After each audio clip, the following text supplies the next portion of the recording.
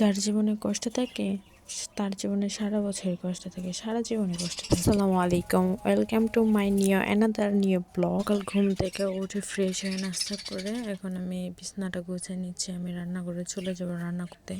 এখন আমি সব কিছু গোছগাছ করে নিয়ে নেব। ডাল বসাই দিচ্ছি, সন্ধ্যাকার ডালটা বাগার দিয়ে উস্তাগুলো কেটে এখন আমি উস্তাগুলো ভাজি করে ফেলবো।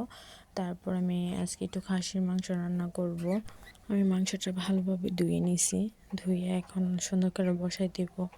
রান্না বান্না করতে গেলে অনেক ব্যস্ত, সব কাটাকাটি করে একা একাই নিজের হাতে সব রেডি করে রান্না করতে চলে যাই, কারণ আমার মাংসটা আমি ভালোভাবে কষাইয়া তার রান্না শেষ।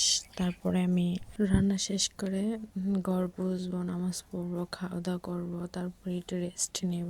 রেস্ট নিয়ে তারপর আবার সন্ধ্যা। আমার মাংসটা এখনো হয়নি, এই যে আমি সুন্দরভাবে কষাইতেছি। তো ডিম বোনা করছি, সাথে ডিমটা বোনা করেই চলে গেছি।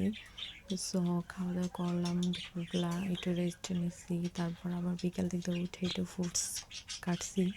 ওইটা ভয়েসে একটু সাউন্ড আসছে, কারণ হচ্ছে আমি বাজিকার পাখি পালি, তাই ওরা একটু চিল্লাচিল্লি করে, তাই ওদের জন্য আমি একটু ভয়েস দিতে পারি না, তাই অনেক কষ্ট করে ভয়েস দিতেছি।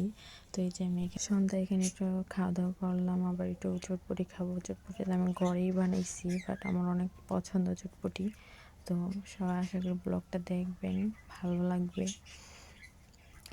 এটি আমি নিজে ঘরে বানাইছি। সো সবাই ভালো থাকবেন, আল্লাহ হাফেজ।